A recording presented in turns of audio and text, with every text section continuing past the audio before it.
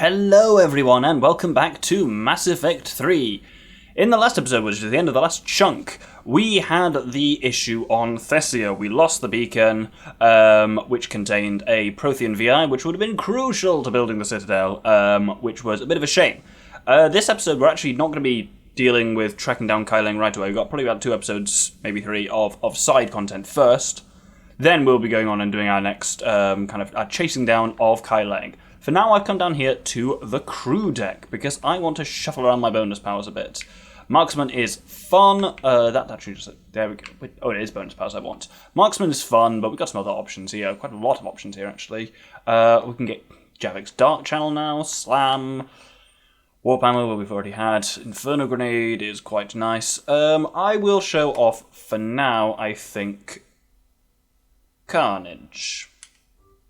Not an amazing power. But a mildly interesting one.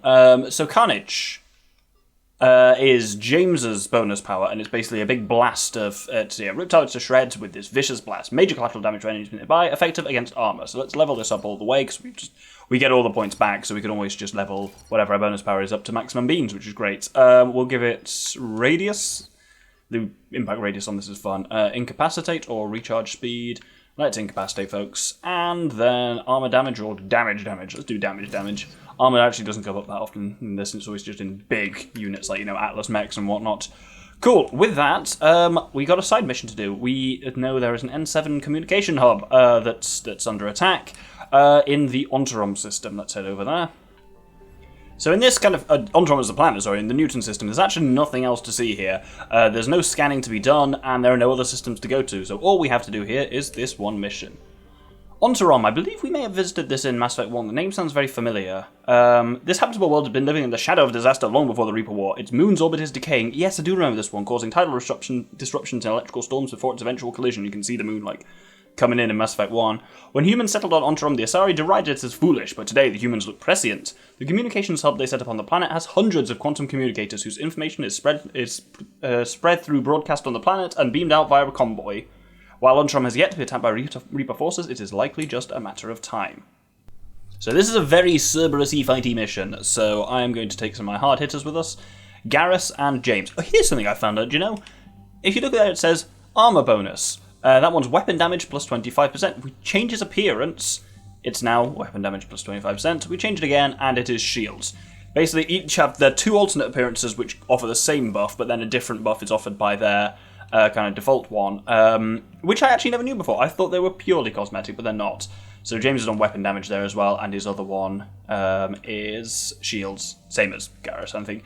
It doesn't make much of a difference in the long run, but it's just mildly interesting, and I just never knew that until I was editing, and I was like, and then I tested it out, and I was like, oh yeah. So, all very funny. Right, weapons-wise, we got a new weapon to test out. We have got the M98 Widow. This thing is absurd, and I love it. So, the Widow is a very heavy sniper rifle. Note it's not as heavy as the Javelin, but it's up there. But I want to take a pistol as well, because its ammunition is not great. I should probably shut off the Carnifex. Can I bring the weight of the Carnifex down with ultralight materials? Okay, we're still slightly in the bad zone for power recharge, but it's better than nothing. Let's put an extended barrel on this as well. And then the Widow will have my standard sniper loadout of spare thermal clip and concentration mod, because the concentration mod increases damage to nearly its full, actually, and then also has the slowdown, which is real nice. People may remember the Widow from Mass Effect 2, in which it was a lot of fun. I forgot to got that goofy headgear on as well. Oh well. Right, I've almost leveled up everything I want to here. Fine, let's put some into sticky grenade. He's never used this, but maybe it might be useful. Damage, why not? Well, we'll do the other guy's level up when we're on the planet, I guess. Commander Cerberus has taken one of our secret communication facilities. All campaigns in this theater depend on the information that dish array supplies. What do we know? We're getting intel from a tech who survived the attack. Grace Sato. She's hiding in a security bunker off-site. A civilian? Yes, patching her through. Miss Sato, what's happening down there?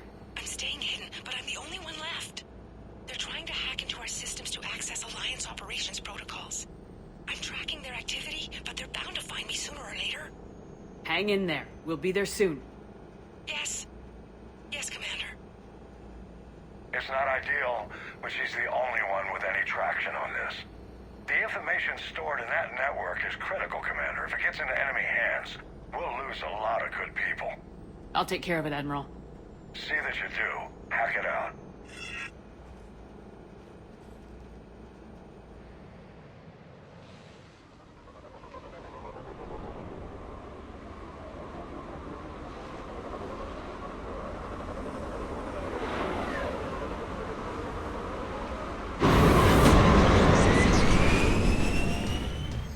Right, let's actually finish our level up now before we start fighting. So, Garrus, we can give him Turian Rebel at the top levels of this. Power damage of squad mates or sniper rifle damage.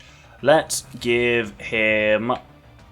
yes, we haven't used sniper rifles on Garrus a lot, so let's get the squad mate power damage. And then James... Actually, no, we've still got some more than that. We can give him armor piercing Hammo. I think I said there. Let's give him headshot damage. And then James... I guess we can level up frag grenade because fortification's crap, so... There we go. Right. So immediately we end up in a fight with Cerberus here. So, let's put everyone's weapons on correctly. We're all on Revenants, that's all good. With this thing, I will put... So, Garrus, you go on armor piercing. James, you go on flamey ammo.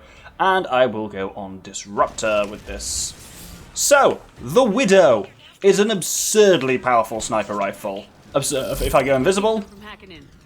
Where's a nice view here? Ah, the Centurion, this should do. Bam! You just... It can basically one-hit kill almost any standard enemy, especially when combined masterfully, if I do say so myself, with Tactical Cloak. What? Oh, they're here, hello. Hasn't even seen me. Did I get him with that? That was a cool kind of like rising shot. Oh, I'm in a bad place here. But right, let's see how it does against a fully shielded Centurion. This should be good. Oh, what the fuck? That wasn't where I was looking at all. There we go. Ah! What the crap is this? Right.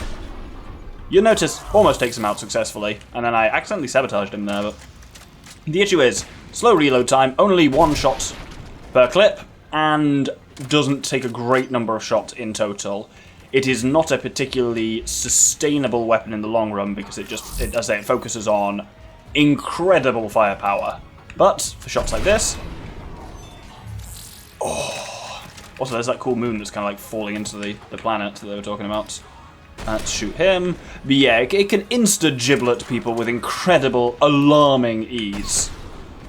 But you burn through ammo real fast on this. As such, it's frustrating, even though it is a heavy... it's a heavy-hitting weapon, and physically heavy. I would not want to take it in alone, because otherwise you might have a bad time. Let's take Sabotage off and put that Carnage on instead, and Disruptor on this.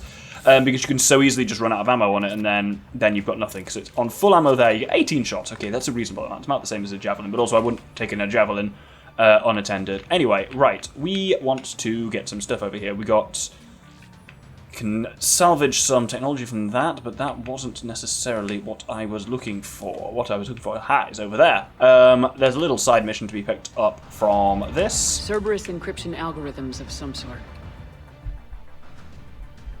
No, I really thought she said more than that. Not very useful there, Shepard, was that? I think there's more stuff to grab up here. Basically, after this first wave, you've got some time to basically grab everything you want to here. Which is basically that mission to grab, and there is a bit of armor. Possibly our last armor piece in the... Oh no, we still got the Kestrel helmet to get, but maybe a couple more things on this Citadel. But we've got almost everything. If I just grab these Ariarchitect Greaves, and that's basically everything we want to now. We do actually want to head to... Why am I talking like William Shatner? We actually do want to head to where it is pointing, which is up at this security station. Make sure you're all fully, like, ammoed up. And yeah, the Widow is potential. I'm not going to use it a great deal because I think the Javelin is more fun. This thing I think can actually output more. Oh, it's not up here. This thing can output more power than the Javelin, but you actually very rarely need that again, unless you're against single kind of like large enemies. Right, let's deactivate this. This is again just one of those "Are you in a fight?" checks. Commander Shepard, Cerberus shuttles are scouring the area. I think they're looking for me. Ooh. With the Disruptor, it's especially cool because it looks like You fucking electrocuted them. Because you have, in fairness. Nothing's changed. Just upload the next set of coordinates.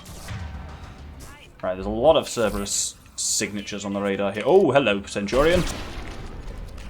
And that's the thing with it, especially with disrupting to rip through the shields. You can one-shot a Centurion, which is quite frankly incredible. Nemesis, also one-shot. Especially with a headshot and with Tactical Cloak. There are actually pretty few enemies in this game that you can't reliably one-shot with this thing, which is quite frankly incredible. But it does come at quite the cost of weight and as such power recharge bonus, and not great ammo, and it is a slower reload, I feel, than the Javelin as well. Right, oh god, they're all just coming up here, and I'm just thermopolying them and just insta-gibleting them. It's horrific. Right, we've got a couple more. Hopefully one's going to come up the ladder again. Can I crouch in this game? Is there any way to crouch? Nope. Oh, there's another one. God, this is just... I don't feel great about this, I'll be honest, but, you know, let's just wait for another one to come up. No, he's seen that there's like 6 of his friends dead at the top of the ladder and has made a smart move. I should show off Carnage at this point. So, Carnage! Oh no, this guy's got shields. Let's take those off. Oh, we took the shields all the way off. Here we go. Oh, you're also got Centurion. Oh, bollocks. Right, let's strip away your shields with Garrus. And I can actually demonstrate this properly. Or not. Or let's do the grabby punch then.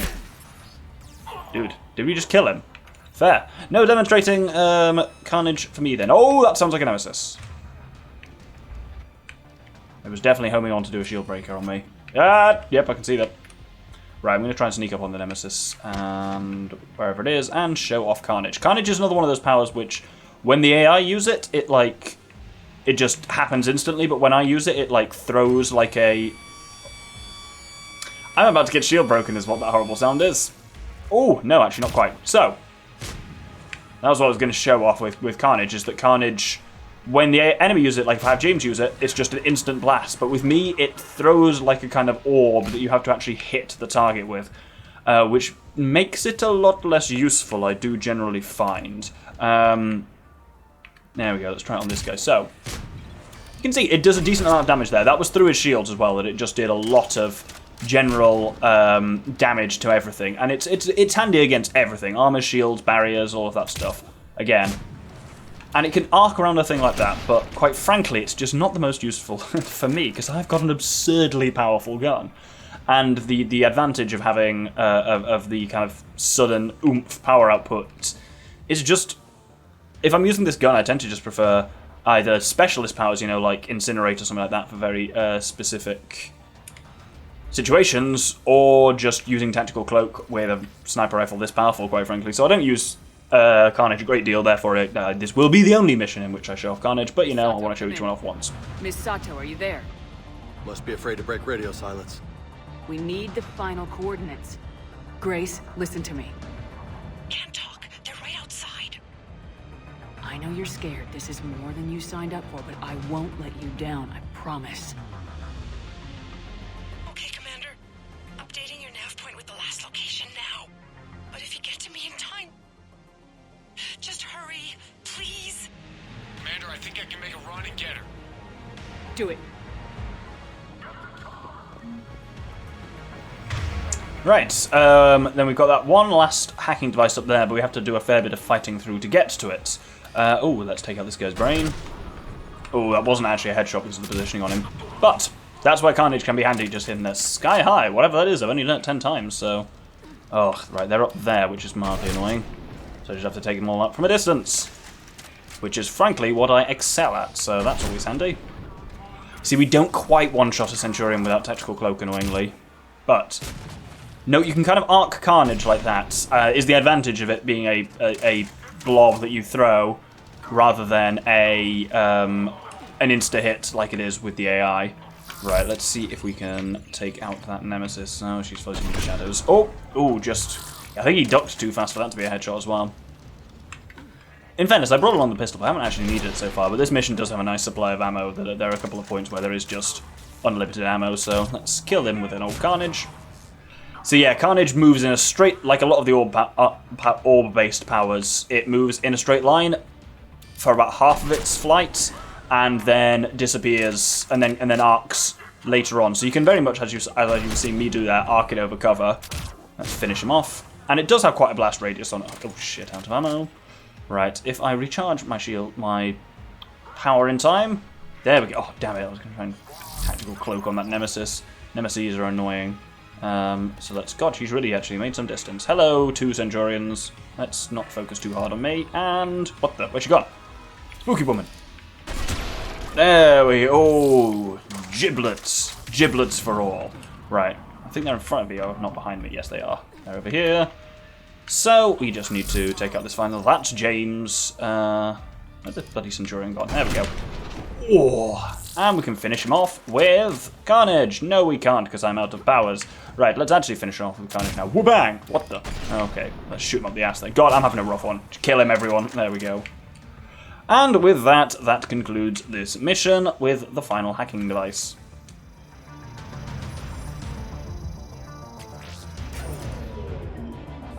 Commander, they've almost got the doors open. Help! Got her covered, Commander. Area cleared. Picking up Miss Sato, then heading back to the rendezvous point. Good job, Lieutenant.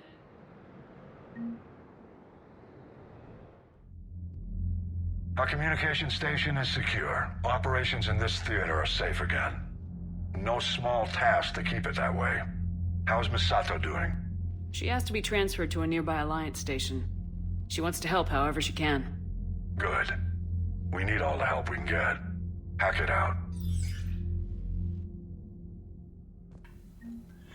So with that, it's time to do a bit of exploration. No more missions as such for this episode, but, well, yes, actually, we've got one of the missions already, because we have Valhalla Threshold, Prothean data drives. An Alliance soldier knows the location of Prothean data drives that could help with the Crucible project. Recover them from Garvug in the Valhalla Threshold, which is exactly what we're going to do now. So let's head over to the Valhalla Threshold.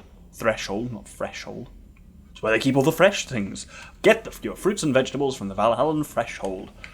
Ugh, lose my damn mind. That was a lie, actually. I want to go here first, the Salian Nebula, because you'll notice it's on 90% rather than 100, because I just full-on missed something, so here in the home system of Kaipaldon, not Kleiperdon as I call it, though that sounds much better, we have, where's it gone? Hanalei here, and if we scan it, early surveyors of Hanalei dismissed its resource potential, saying it had more heat than a planet needs and more argon than a galaxy would buy. As an enormous terrestrial planet buried under a merciless atmosphere of argon, nitrogen, and carbon dioxide, Hanalei hosted only small orbital stations that were primarily scientific in nature. The facilities have since been destroyed by the Reapers, but there is something here for us in the form of Dr. Jalise. And yes, we could have done this while we were here doing the various, like, Elcor-themed missions. I just forgot to. Up next, we actually want to go to the very edge out here, the Valhalla Threshold. Now, this home system, Rahil Lear, is very strange because it doesn't have any planets. It's just a binary star system. But we have got... There is still something we can scan for that's around. Listen to this, by the way.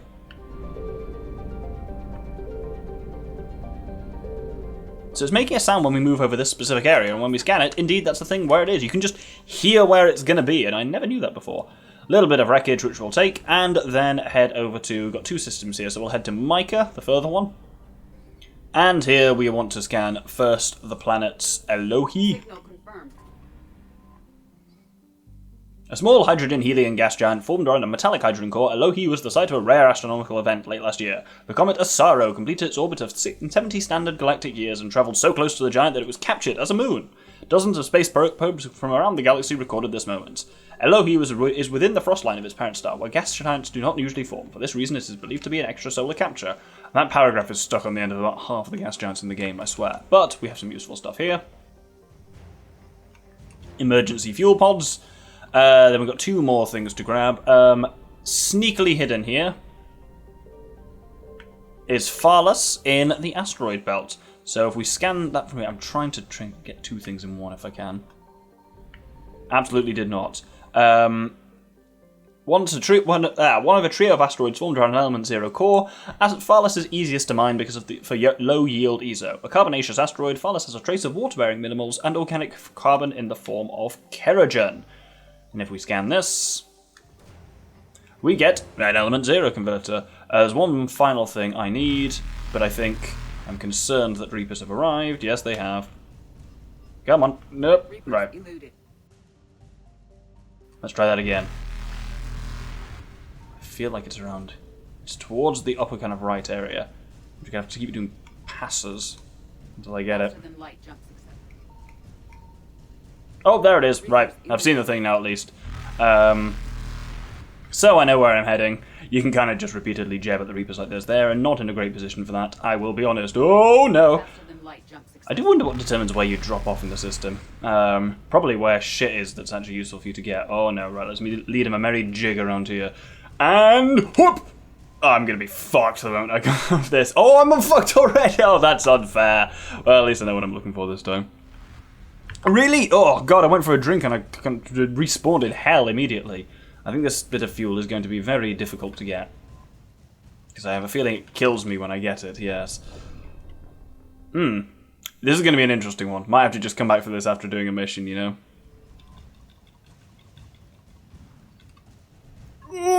Nope, I don't think that's possible to get, because 2 Reapers just spawn right next to it. Cool, I'll have to come back for that later. Well, then we got this final system down here. I was kind of almost relying on having that fuel. I'm going to come close to running out of fuel here. We have the Paz system, where we've got the planet Garvog.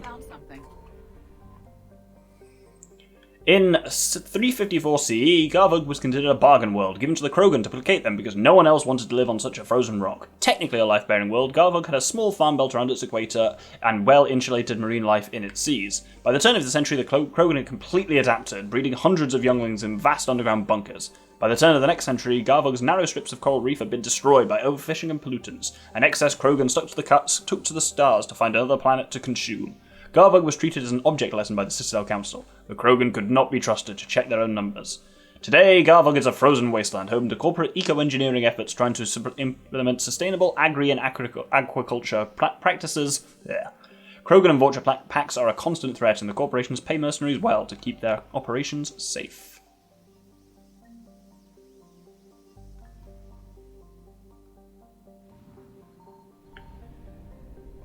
And then... I can hear it there. So I can make sure I'm in the right place to scan that thing and not fall into the hell trap I went to last time. Get some fuel back. Let's go. Right, with that, we want to... First off, I've actually got some emails to read. An email to read, actually. While I'm here.